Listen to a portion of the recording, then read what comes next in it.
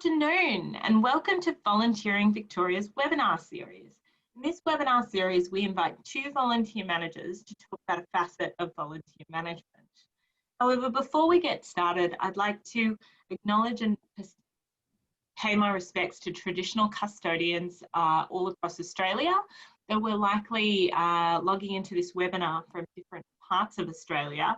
I'm in Wurundjeri country, the Kulin Nation, so I'd like to pay my respects to their elders past, present and emerging.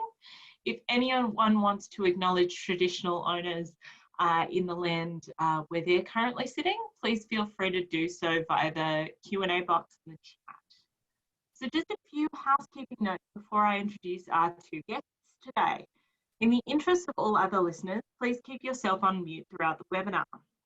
You should have arrived on mute, but you should be able to check down the bottom by hovering your mouse over the screen.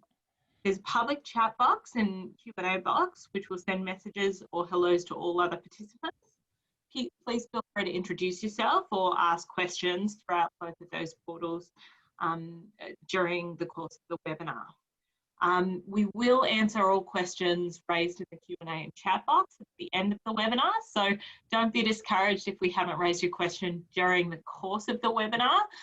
We'll answer it with and raise it with presenters at the end of the webinar. It will also be available to stream on Volunteering Victoria's website within a few days.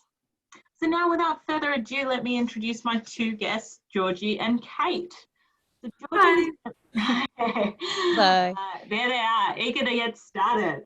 So Georgie has been a member of the grant support team at the Community Broadcasting Foundation for 9 years.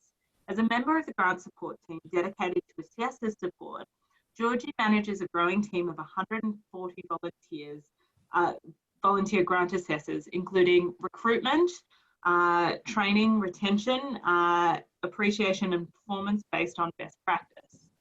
Georgie also has worked previously in grant assessment for the Melbourne Research Office at the University of Melbourne. She has a past life as an academic and holds a PhD in English and has lectured in theatre studies. Welcome, Georgie. So Kate Badley is the current Victorian Program Specialist for the Smith Family's iTrack program, which is an online program linking high school students with a trusted adult mentor. Kate manages approximately 150 volunteer mentors at any one time. Due to the nature of the iTrack program and mentors' one-to-one interaction with students, Kate's role predominantly involves thorough training and support for volunteers, all done remotely. Kate's previous work in Brisbane saw her engage school students in volunteering opportunities and inspiring a passion for social justice. Kate holds a Bachelor of Psychological Science and is passionate about the positive impact volunteering can have on mental health. So welcome, Kate and Georgie. Thanks for joining me. Thanks, Sarah. Wonderful. So we're going to get right into it because it's an exciting topic that we have to discuss today, virtual volunteering, and very, very relevant in our current environment.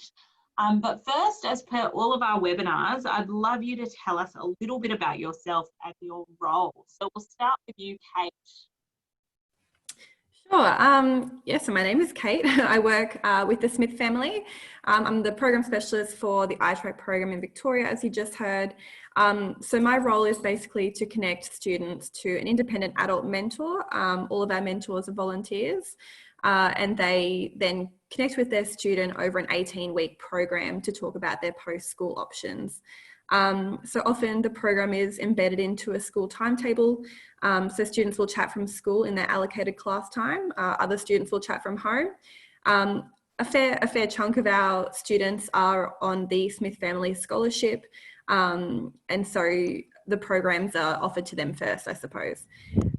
Currently, all students are chatting from home because they're still learning from home due to the COVID-19 situation.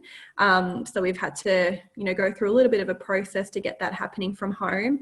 But we are very lucky because our program is entirely done online. So I've been in the role for about 18 months and I look after about 150 volunteers at a time over 2 separate phases. It's turned out that phase 1 this year is a lot bigger than phase 2, but that's just the way it goes sometimes. So yeah, going really well so far. Fantastic. And yes, a busy start to the year, but you guys absolutely do have a leg up on many other programs because you were already operating virtually. So I'm sure people online might have some questions ready for you about how you support people. So Georgie, do you want to tell us a little bit about yourself and your role? Sure. So I started working for the Community Broadcasting Foundation, or the CBF as we're known, who are the main funding body for community media in Australia. As you said, I started working there around 9 years ago, and that was after a house-sitting adventure in Europe, where I decided that when I returned to work, I wanted to jump ship from academia to something more grassroots and meaningful to me. So a job came up at the CBF, and I've been a member of the grant support team for 9 years. And I'm now what we refer to in the sector as a community media tragic. So for the last 2 years, my role has been chiefly dedicated to supporting our team of around 140 volunteer grant assessors. So they're people who assess grant applications from community radio and TV stations, and they do that remotely through an online system. So to grow these volunteers and ensure engagement, I established an assessor team strategy, which outlines plans and targets for recruitment, retention, appreciation, and performance based on best practice. So I am responsible for the induction, training, and professional development of CBF assessors, and I provide support and guidance to assessors during the 2 major assessment periods. We've got one underway at the moment, but also through communications throughout the year. So I've really worked to establish a sense of community amongst the assessor team, as we call them, who are brought together for catch-ups at conferences and regional training sessions, although none of those have been able to happen face-to-face for some time now. I also monitor targets for the assessor team's skills and diversity, and I really try to keep abreast of volunteer and assessor best practice. Yeah, so that's it for me. That's great. And I love that you have a technical term for a community broadcasting tragic. That's fantastic. So one of the things we also like to do in all of our webinars is talk a little bit about how people get involved in volunteer management, because I think so many people have such diverse stories for how they became a bit of a volunteer management tragic. It's really good to know where people kind of came from. So I'll throw to you, Kate. How is this your first role in volunteer management? How did you get involved? Yeah, so I was previously in a role up in a Catholic school in Brisbane, which is actually where I'm sitting today, and it's a little bit warmer than Victoria, so that's quite nice. But my role was primarily around engaging students in social justice activities and therefore volunteering. So that was, I guess, my first taste of volunteer management. So I managed students from years 7 to 12 in a range of ongoing activities and with different organisations. I was involved with Meals on Wheels, Rosie's, which is a service offered to vulnerable people on the streets of Brisbane with an aim to provide friendship and support, to supporting the management and running of single-day volunteering events. We once packed birthing kits for women living in places with unsafe healthcare. And I started in my current role about 18 months ago, and I'd come to the end of my degree and I was looking for a bit of a change. I decided that I wanted to move to Melbourne, and this job came up and it was perfect for me, really. So I've loved my time with the Smith family so far, but that's how I've got to where I am now. Fantastic. And how about you, Georgie? So my title isn't volunteer manager specifically, like many that I meet. But it definitely is a huge part of my role. So my official title, as we've said, is Grant Support Team Assessor Support. And I came to the role internally after I returned from maternity leave, and this was following a big restructure of our grant assessment process. So the process had shifted while I'd been gone from a small group of committees assessing grants who would come and meet face-to-face to a far wider pool of volunteers who would only work virtually or remotely and never come together face-to-face. So this was how my role was invented, to support these volunteers to feel engaged and part of the wider CBF family, despite vast geographic distance between them, and the isolation of working remotely. So since I took on the role, I've educated myself around volunteer best practice, particularly through engaging with Volunteering Victoria and Australia, to inspire my work on assessor recruitment and recognition, and ensure I'm creating the best possible experience for our virtual volleys. Great, that's fantastic. So we're going to start touring a little bit around the life cycle currently. I guess I would ask you both to touch on your volunteer recruitment process when recruiting for online volunteers. What does that look like? And I'll throw to you, Georgie. Sure. So we run an online nomination process through the online grants management system that we use, that some people who are listening may have applied through before. It's known as Smarty Grants. And that allows for a simple online form with tick boxes to gauge skills, diversity and experience of volunteers who are putting themselves forward. They also fill out a declaration against a conflict of interest and code of conduct policy at this very first step of nomination, so that we have that already checked off once they're appointed as a CBF volunteer. So it's good to get some of that paperwork done sort of preemptively in that way. Absolutely. Yeah, in terms of sharing the link to that form, we are open for nominations to the assessor team all year round, but we have key points for promotion of the opportunity throughout the year where we plug it on our social media channels, in our newsletter.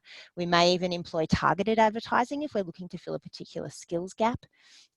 We also have a little postcard with info and the link that we hand out at conferences and other events throughout the year. Our model for assessment is a peer assessment process whereby the people who assess the grants are predominantly from the same sector who apply for our grants, which is a sort of nightmare for conflict of interest management on part of the staff, but it also makes recruitment channels fairly straightforward for us. So I've been gradually building the total number of our virtual assessor team since I came into the role at a rate of around 30 per year. We have a target to get to 200 by 2022. And yeah, we're at around 140, so we're doing pretty well. I think the important things about online recruitment are you need to make your form simple, as all forms should be. And you need to ask the things that you might otherwise find out through a face-to-face interview in that sort of conversational mode. We also provide information around the role and responsibilities and time commitment within the form itself, so applicants can have this in mind before they are applying. Thanks. That's really, really comprehensive in terms of your process and really specific. Sometimes we just have to build information into our virtual front door so people literally bang into it, I find. Yeah. Kate, how about you? I know that the structure of the volunteer team is a little different at the Smith family, but if you're happy to talk a little bit about how you recruit volunteers. Yeah, absolutely. I am very lucky at the Smith family, and we have an entire volunteering team as well. So similar to Georgina, I'm not specifically a volunteer manager in title. My title is program specialist. So I only manage volunteers for my specific program. So our volunteers are recruited in a variety of ways though. Some will apply online after seeing, some of our marketing, others are sponsors or donors already. A fair few of our iTrack mentors are actually recruited through our corporate partners. So in these instances, sometimes our partners negotiate with their interested employees and often allow them to volunteer from work. And because the program is online and during work hours, that seems to work really well for us. We're very lucky. So a pretty large chunk of our volunteers are returning in Victoria as well. So we're very lucky in that aspect. Those who are new are required to go through a pretty thorough screening process though, which includes a face-to-face interview, but we also do this over Zoom. So though we manage remotely, we do still require that face-to-face component at one point. We ask our mentors to tell us, why it is they're interested in volunteering, as well as, about themselves, and trying to explain at that point the real nitty-gritty of the role, I suppose, and what's required. At this point, we also ensure we have all required paperwork and inform the volunteer of a timeline as to when they should be expecting the volunteering to start, because it is quite a lengthy process, particularly because we do have to have working with children checks. After volunteers have been entirely screened, this is where our volunteering team hand over to me. And from here, it's really important that we communicate the handover to our mentors so that they know who to contact should they have any questions due to that change. Absolutely. That's, you know, a really important point, is making sure people know who is their designated support person at the organisation. And, you know, we always try and bring sort of different stories to these webinars. So the Smith family obviously is, you know, larger and has the resource to manage that recruitment a little bit, you know, with the volunteer team, and then the dedicated volunteers are passed on to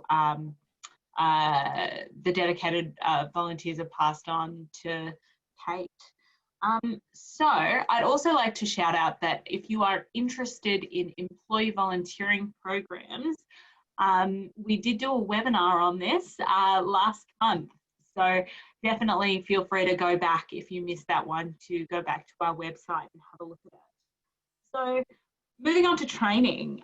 Training is obviously just as important when volunteers are managed remotely. So I was wondering if you both would be happy to talk about how you approach training, and I'll throw to you again, Georgie, if that's all right. Yeah, sure.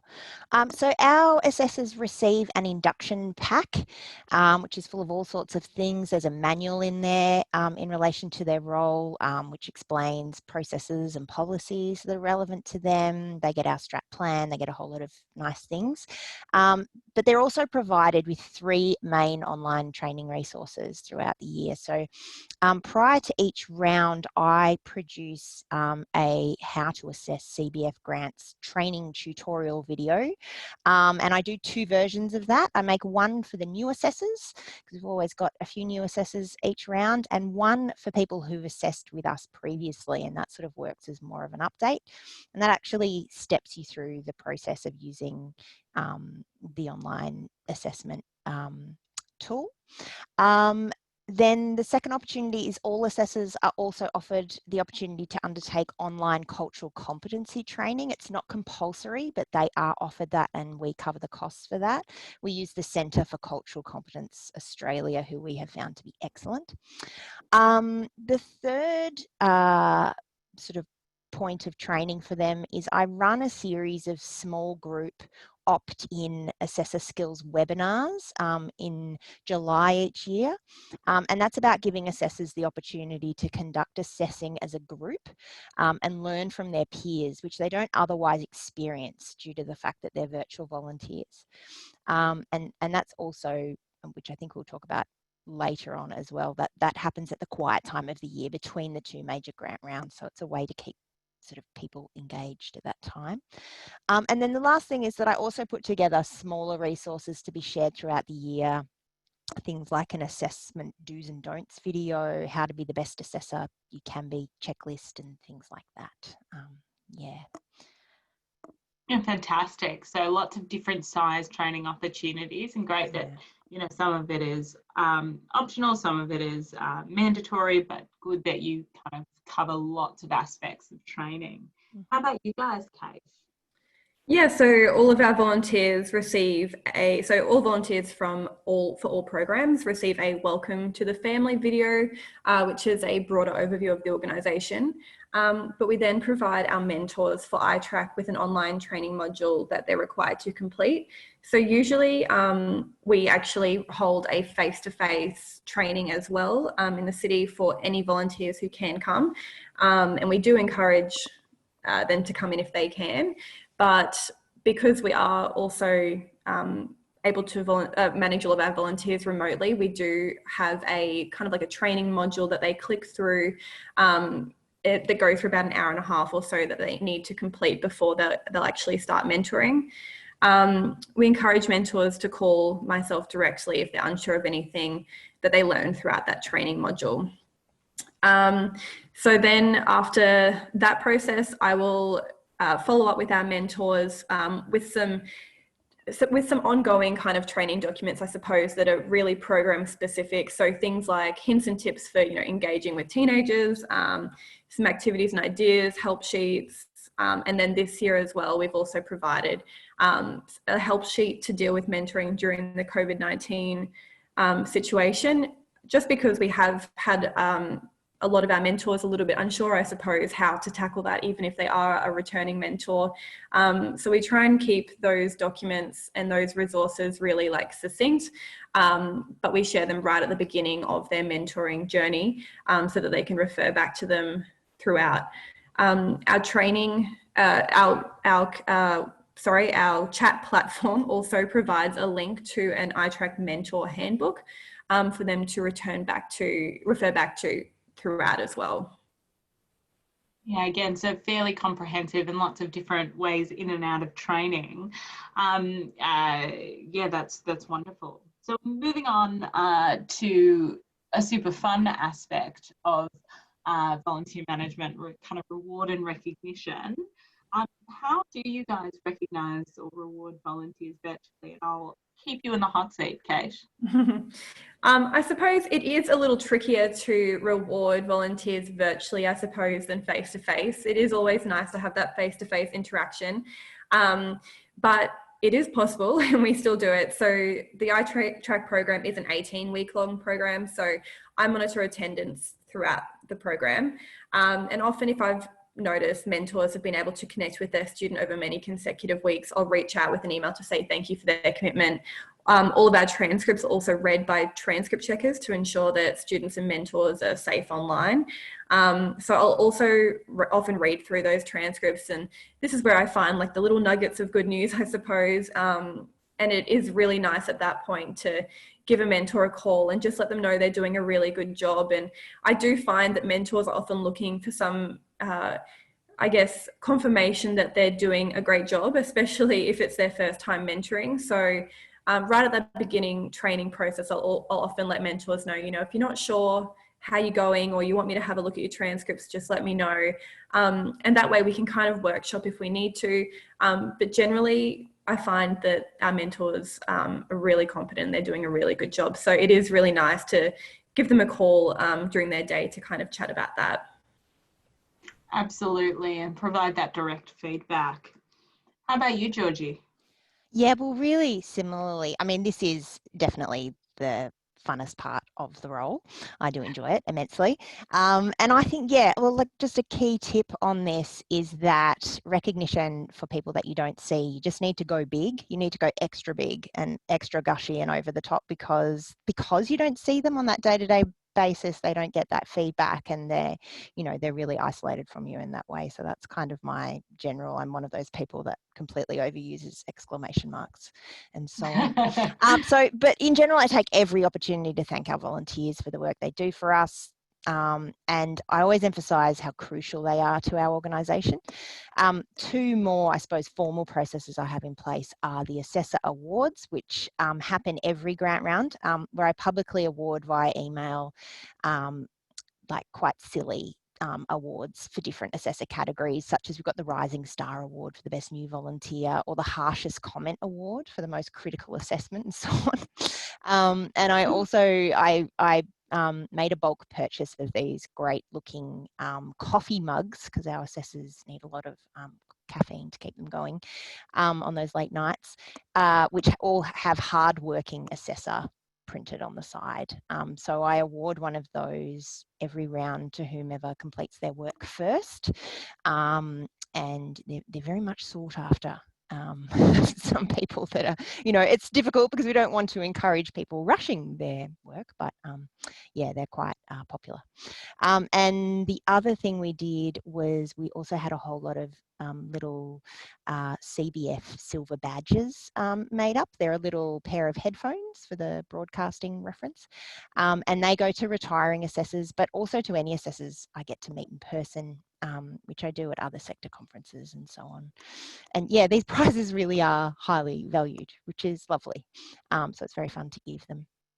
And other recognition takes place when we publish assessor stories. We're actually just starting up a hashtag meet Meet Our Assessor campaign through our website, and they're just little Q&As that are stories around how these particular volunteers got involved and what they get out of it. And we also always celebrate our volunteers during National Volunteers Week and other opportunities that we get to showcase them, and all the other amazing stuff they do besides volunteer for us. Fantastic. I'm sort of envisaging a Michael Scott, world's best boss, but better type of thing. And I think it is, you know, those little in-jokes will definitely create a sense of sense of humour really helps, I find, All right, so moving on to kind of the generalised retention or staying engaged with your volunteers. How do you communicate with your volunteers during their time with you, and how do you keep them engaged? I'll throw to you first, Georgie. Sure. Well, there's a steady flow of emails that goes to the whole team, full of exclamation marks. And all new assessors receive a phone call when they first commence assessments, when they've got started, to make sure they've got a handle on the system and have read through all the induction materials and so on. I give them a call at that first point to sort of preempt any questions, and I find that they really appreciate that. Engagement really comes from making them feel accountable in terms of the work they must complete during 2 short time frames during the year. And I do this through gentle group prodding, you know, not naming any names, but just sort of saying, oh, you know, I can see some haven't started yet, and that sort of thing. And sometimes a phone call to ensure that they know I am overseeing their work. Before I came on in the role, we had an issue with assessors just not logging on and getting their work done by the due date, or not logging on at all. But that has slowly changed since I've built relationships within the team. Something I took away from a Volunteering Victoria workshop was also about ensuring your volunteers feel part of the wider decision making or big changes that are going on within your organisation. So anytime we're consulting around decisions with stakeholders, we'll also ensure we survey the assessor team to get their views as volunteers. And cards, I wanted to mention cards. I also post cards when I hear about babies, weddings, illness, life events, and so on. Just really old-fashioned handwritten cards in the snail mail, which work a treat because people don't get that much mail anymore, and it's just a nice personalised thing that I find just builds a relationship that therefore makes people feel that they are having a working relationship with you, and will therefore get their work done. So it's win-win. Absolutely. And yeah, I think cards really are, old-fashioned snail mail is very underestimated. Yeah, I love How about you, Kate? Yeah, I think, you know, communication is definitely probably the most important aspect of managing volunteers, you know, in general, but particularly remotely. And I second what Georgina said with the cards. You just made me remember something that I wasn't going to mention. At the end of our program, we actually ask our students to write a letter to their mentor, and the mentor to write a letter to their students. And we find that that is golden, really, for a mentor to receive a card from their student telling them what they actually got out of the program is so important to our retention, and also how the mentors feel about their experience. It is hard when you're working with children. You know, sometimes it can be really tricky to get information out of them. And so, you know, they can go the whole way through sometimes and kind of be thinking, I'm not too sure if they, you know, how they're feeling about it all. And then at the end, you receive that card, and it really cements how important the work is that they've done. And, you know, along the way throughout the program, I think it's also important, you know, that you're connecting with, well, I connect with our volunteers, you know, through bulk emails and things like that as well. But also ensuring that we don't bombard volunteers with information. You know, we don't want our messaging to be messy or confusing. I try and make my communication really personal where I can. I guess the nature of our program working with children is that sometimes they can be a little unreliable. Schools are really busy places. And so sometimes, you know, chats fall through and things don't happen. So at that point, that's where I'll be picking up the phone and talking to a mentor just to let them know. You know, even last night I had a student online who was having a tech issue.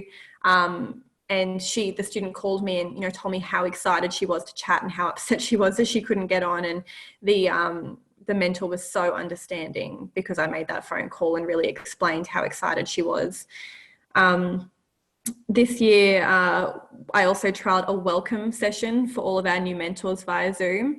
And so this session took place after the volunteers were trained and served as an opportunity for us to connect kind of face to face and build that rapport, and go over any major things from the training that, you know, stand out, particularly child protection and who to contact for assistance.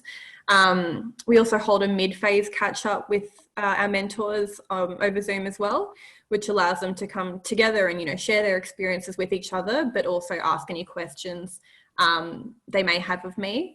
And it's a great way to stay connected and allow the mentors to also lean on each other and see if they can learn things from each other. So, you know, due to child protection laws, we do not have a system in place that allows, you know, mentors to connect outside of these controlled sessions, I suppose, like our little catch-ups. So it is really important that we offer them, I think, and facilitate in that way. Absolutely. And, you know, I guess to follow on from all you both have been saying is, do you kind of monitor volunteer engagement officially via surveys or something? And I'll stay with you, Kate. Yeah, we ask all of our mentors to complete a survey on the completion of their phase. So this is then, you know, fed up through multiple teams who then distributes to all of us. The leaders go through the feedback and then we kind of decide on some focus areas to improve on for the following year. We also ask, you know, local teams on the ground with students to share their thoughts and their focus areas they think where our energy would be best spent for improvement for the following year. And then we kind of go through a continuous improvement process, which isn't generally over Christmas school holidays where we have time to do that type of thing. In these groups, we'll go through all of the feedback and make improvements to our processes and comms, etc., for the following year, so that we can be really consistent as, you know, a national team, particularly as well. Absolutely. So we're, you know, obviously we're talking to Kate, who's normally in Victoria, but is joining us today from Brisbane. But this program runs in a similar way across, you know, across Australia. So Georgie, do you officially monitor through volunteer engagement surveys, etc.? We do. We love surveys. So I am able to actually, in terms of the work that's being completed during the assessment periods, I am able to monitor the completion of that work through our online grants management system. So I know if they're engaging in that way. And I keep on file details on whether they fail to start or complete their work from round to round. But I do have an approach where I always give them the benefit of the doubt in terms of letting them get involved again in future rounds. If they're consistently disengaging, I may check in with them to ensure they still have the time to commit. But our engagement levels are good. So it helps, I think, that not all volunteers from our team of around 140 are involved every round. So they are given the opportunity to put their hand up and then they've committed in that way. But often we have people sit out round to round because of work commitments or overseas travel or whatever. It's just the timing's not right for them, and that's fine. I make sure that that's very clear at the time of nomination, that you're not locked in. And that flexibility I found really helps with retention and recruitment. So I also run an annual assessor feedback survey, which has a high completion rate because people do, you know, want to let you know what they think. And I ask questions around their experience, and then I circulate back a series of improvements that I commit to making in response to the issues they raise. And we found that that's received quite well. That's fantastic. And do you guys track the average? So obviously your program structures are a little different. You have a much more formalised, you know, program that starts and finishes at a particular point in each year, Kate. And Georgie, you kind of have an ongoing rolling program. But do you have an average length of engagement for your volunteers or more return volunteers? And I guess, do you think this is different from, you know, virtual volunteering as opposed to in person, though you might not have a way to kind of, I guess, dissect that? So I'll throw to you, Kate. Yeah, so I had I had a pretty big pool of volunteers in Victoria for our phase 1 intake of iTrack this year. Of that, I think there were about, I want to say 185-ish. And of that, I think about 58% were returners. A phase of iTrack is 18 weeks, but we have mentors who are volunteering for their 10th time even. So that's super exciting. And when we see that, we'll definitely be reaching out to those mentors, to congratulate them and say thank you, because that's a pretty huge commitment. I guess the beauty of the iTrack program and other online programs is that participation is relatively easy.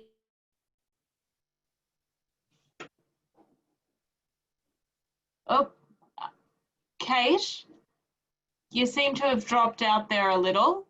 And that's not to say that the mentoring is simple and voluntary. Yeah.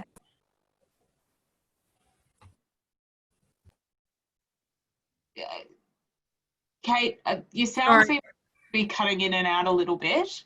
I think it might have been my internet funny just then. Are you able to hear me now? I can now. I'm not sure what happened then. I'm not sure what you all heard as well, but I'll just say that, we are very lucky with the iTrack program and other online programs that participation is relatively easy in terms of logistics are simple. The mentoring component isn't easy, it's definitely skilled, but our volunteers are able to volunteer from work or home. So we are very lucky in that aspect. Absolutely, that flexibility helps. Now, Georgie, do you guys have an average length of engagement? Yeah, look, our average length is 3 to 4 years. Our assessors are appointed for 3-year terms, and they're given the opportunity to renominate after this term ends, and most do. I think some may feel that they've had that experience and have moved on to other things, but I know that others have actually come on board in their retirement from, say, their paid work. So this may become a trend moving forward. It's sort of still early days in terms of this new broader team that we use. But I think this is the same for our non-virtual volunteers. You asked about that comparison, Sarah. It's really case by case, but reappointments we find are common within the CBF. That's great. And just very quickly, because we are, kind of coming to the end, how do you manage quiet periods for volunteers? Obviously, you have different rounds, or, you've got that program break year in, year on. How do you manage that? Kate? Yeah, I'd say we try not to bombard with too much keeping warm material, but especially because as an organisation, things are also going out to mentors, on a organisation level. But from, myself as an iTrack team, I'll send out a Merry Christmas email and keep in touch with some good news stories that happen over, their off period even, so that they know that, the good work is happening all year round. Fantastic. And how about you, Georgie? Well, the introduction of the opt-in assessor skills webinars that I mentioned earlier that happened in July was specifically in order to engage volunteers during that quiet period of the CBF calendar between the 2 major grant rounds. But also just keeping the team abreast of CBF news and opportunities, check-in phone calls if necessary. Mostly the team gets used to the pattern of the 2 grant rounds, so it's not essential, as Kate says, to keep them warm and make sure they're completely engaged during the mid-year period. As long as they can take the time to reorient themselves around the assessment process when they get involved again, it's fine. Fantastic. So moving along to everybody's favourite topic, which is monitoring performance. Is it hard to do this remotely, and how do you manage this remotely? I'll throw to you again, Kate. Yeah, all of our transcripts are checked by transcript checkers. So they use a flagging system. So again, we're lucky in that way that, the work is very easy to monitor, I suppose. So we flag using a flagging system, red for serious concern, orange for moderate. And due to the nature of the program and the fact that we work with children, all mentors are required to remain anonymous, as in they're not allowed to share identifiable information, and vice versa. It's quite often that a student or a mentor will share something that they shouldn't, just by accident. Depending on the severity of the situation, I will generally call a mentor just to check in and see how they're finding things and remind them to be careful. But if the situation is serious, I obviously act in accordance with child protection protocols and work alongside our volunteering team and other managers to ensure we're communicating effectively. It isn't the nicest thing having to do things like that, obviously, but we are lucky that because our screening process, I suppose, is so thorough, it's pretty rare to see that with our mentors.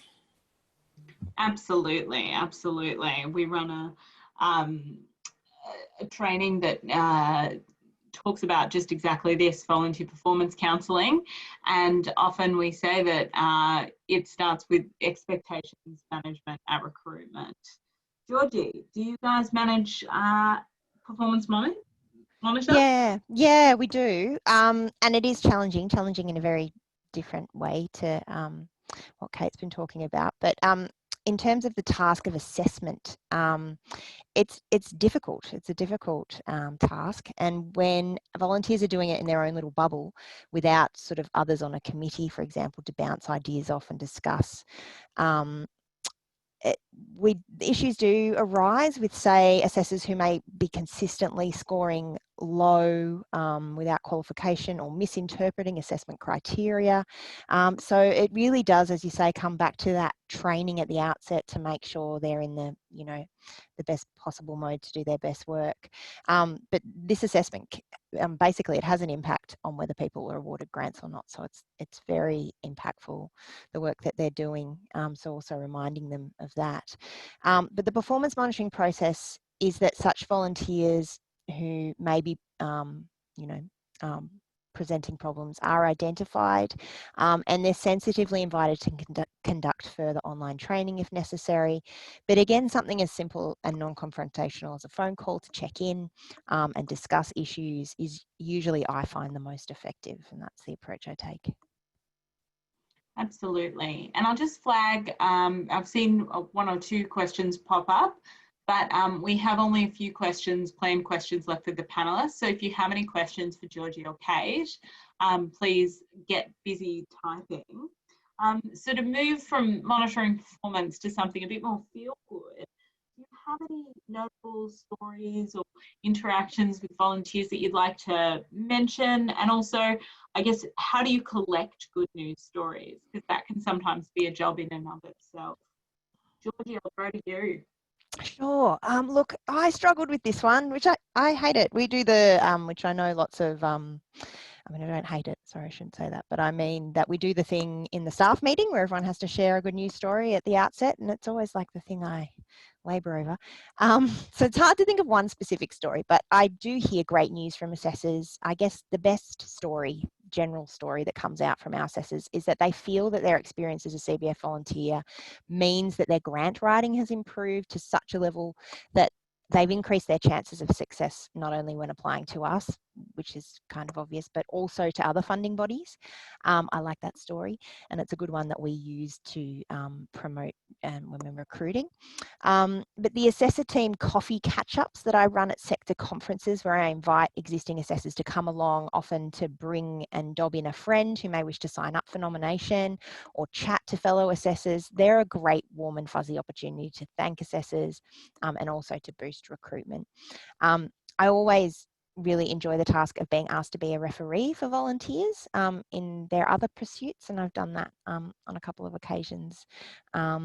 Yeah, but in terms of seeking those good news stories, I mentioned earlier that we are trying to, I suppose it's also about humanising our assessment process, that people who are applying for our grants can see that, through our Meet Our Assessor, Tell Us Your Story, that they can see that there's other humans looking at their work, that it's not a sort of faceless machine that's deciding whether their projects are worthy or not.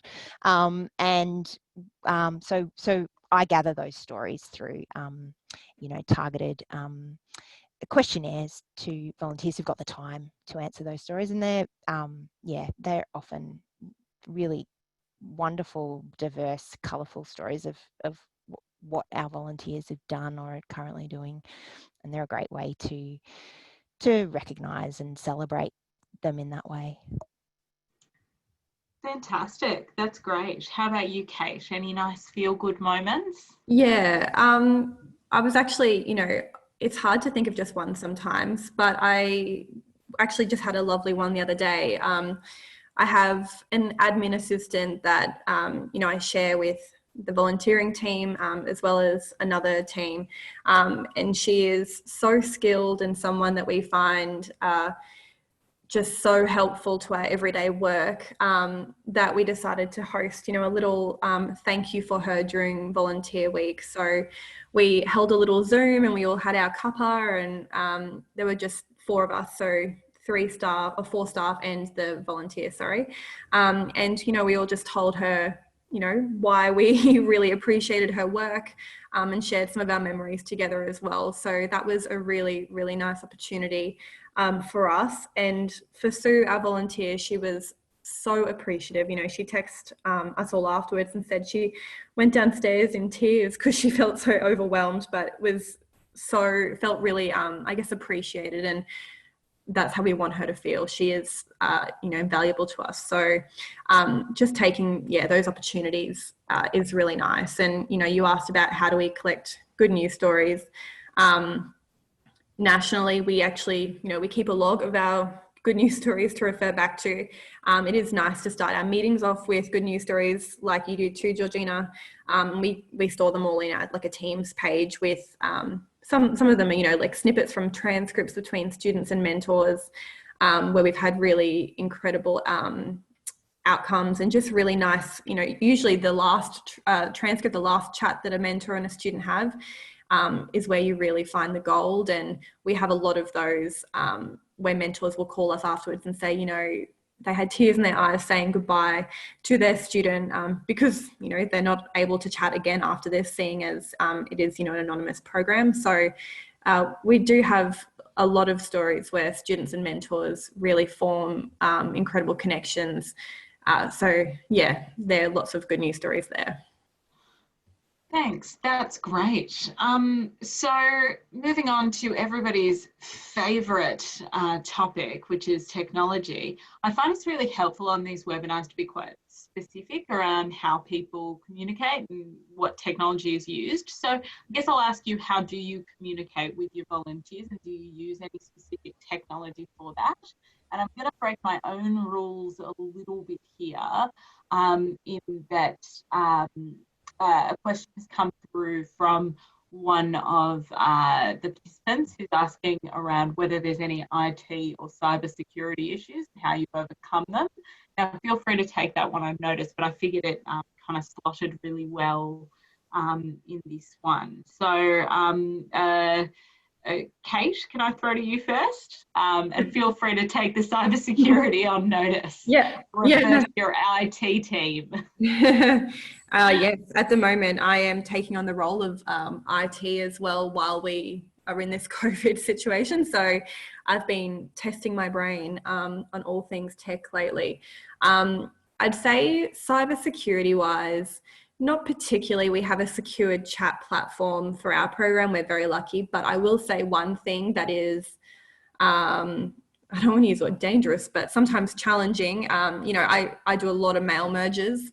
I guess it's so easy to have a data breach when you're using mail merges and doing things like that. I am so careful. It is ridiculous when sending a mail merge, just to make sure you haven't got 2 sheets in an Excel spreadsheet. You don't want to be sending to the wrong sheet if you've got a few sheets on that one page.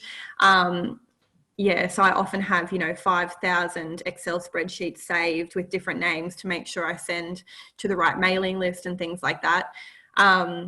We do have a CRM system that's run through Microsoft Dynamics where all of our, data is kept. So that is very secure. And our chat platform is run through Moodle. I'd say they're probably the most notable things. We do use Teams as a wider national team as well. And that is really useful for when, we have to manage another state in terms of in case of absence or things like that. Thanks, Kate. And Georgie?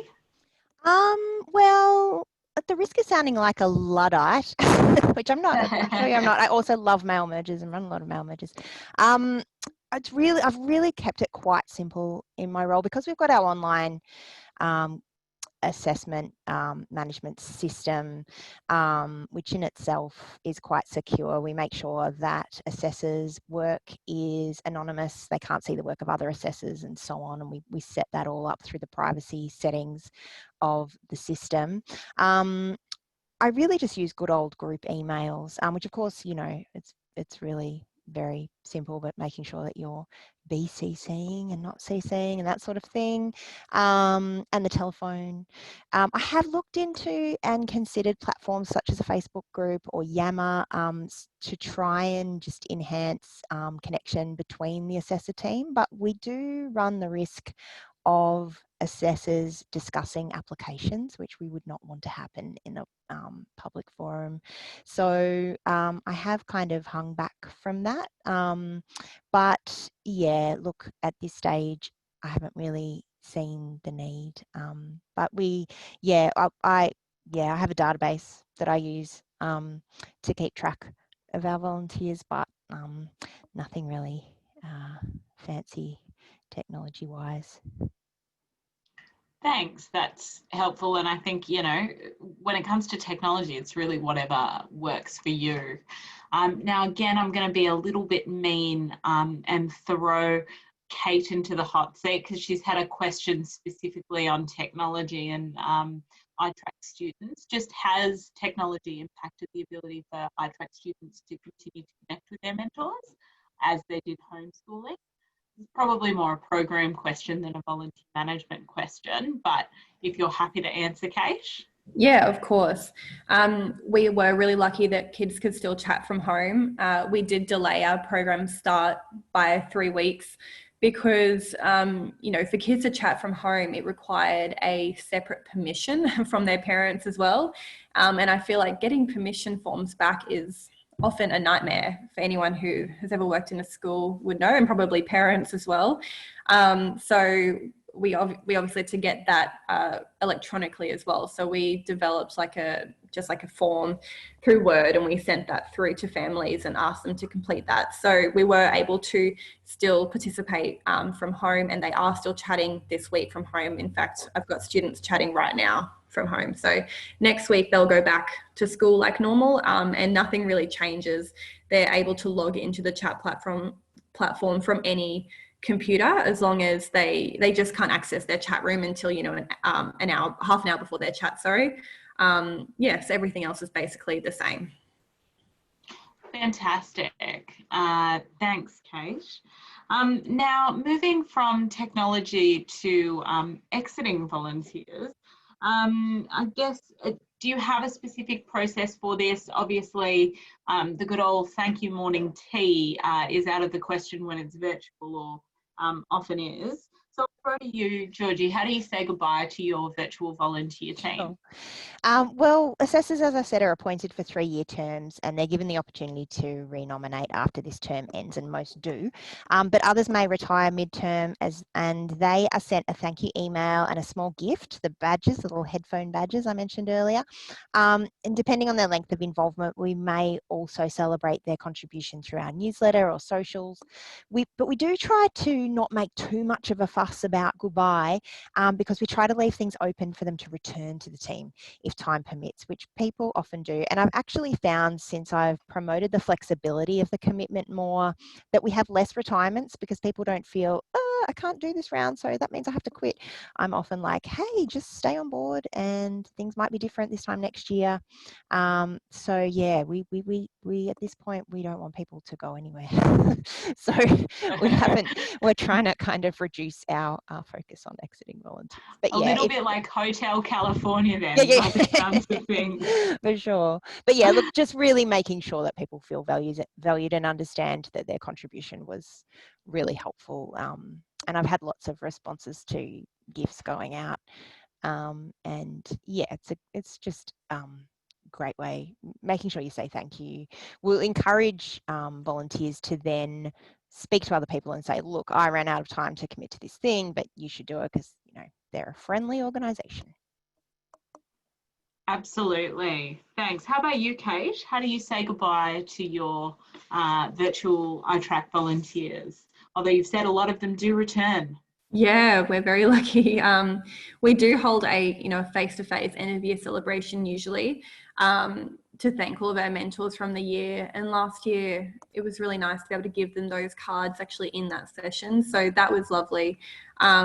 I suppose this year we'll be looking at holding a virtual event similar. But yeah, similar, Georgina. It's important, I guess, that we let the mentors know that, if you can't do next phase, that's totally fine. But, if you can the next one, then we'd love you back. So it's nice to not have to say goodbye and just see ya. But yeah, that's usually how we do it. Fantastic. Thank you. Thanks. That's really helpful. Now we have just one or two more questions that have come from listeners, and then we will wrap it up, probably bang on 3. Mostly questions about online training. And so one specifically for you, Georgie, about cultural competency training. You mentioned what the name of it was, and then another question around just what online platforms or learning management systems you use for online volunteer training. So if you want to answer first, Georgie, and you can let them know the name. Sure. So it's the Centre for Cultural Competence Australia. So they're an ATSE focused organisation who run online training in a variety of sizes and packages. We've got a program that we find is best fit for us, but they're really excellent. And we investigated the course firstly for our assessor team, but we've actually found it so helpful that it's compulsory for all new staff to complete it, and our board and committee members as well. So I'd highly recommend them. In terms of training, other forms of training, it's really quite streamlined what we do. I mentioned that I have a video which steps people through how to complete assessment, and then some broader information about our organisation and so on. So that's really just watching a video. There's no actual interactive part. But then I just use Zoom webinar for running at my mid-year assessor skills workshops, and they are much more interactive in that we'll run polls in order to look at a sample application together. People will actually, complete assessment forms online and so on. But we're very lucky in that we have our Smarty Grants system that we use, in that we can run testing programs through that. So that's how that training takes place. Fantastic. Kate, did you have anything you wanted to add specifically about what online learning platforms or learning management systems you use? We just use, so all of our chat platform goes through Moodle, and our training module is also through Moodle as well. Fantastic. I don't have anything other that's all fancy to add, I'm sorry. No, that's all good. That's fine. So unless anyone has any other questions, I see someone's typing something in the chat. Hang on. No, all good. Unless anyone has any other questions. Oh, sorry. One more. Do you send out gifts, mail out gifts to volunteers at National Volunteer Week, like badges, etc.? Whoever wants to answer first. Georgie, do you want to answer Yeah, first? well, we've got our badges that I mentioned. Badges are great. They're just, they're just small little set of silver headphones with CBF logo, and they're a great thing that as I said, we do post those out to retiring assessors, but also we hand them out to current assessors so they can wear them sort of as a little badge of pride that they belong to our family. And yeah, National Volunteer Week, we don't send gifts specifically, but we certainly do celebrate our volunteers during that week as much as we can. And yeah, also the hardworking assessor mugs get posted out twice a year. So yeah, they're our main gifts, and cards when you can too. Fantastic. And Kate, do you send out gifts specifically at National Volunteer Week or just kind of communicate with them? Yeah, we don't send out gifts at the moment, but Georgina, now I feel like maybe I need to get on the badge bandwagon. But we do mail outs, and we also, you know, definitely celebrate with our mentors and our other volunteers as well. Fantastic. So any more final questions?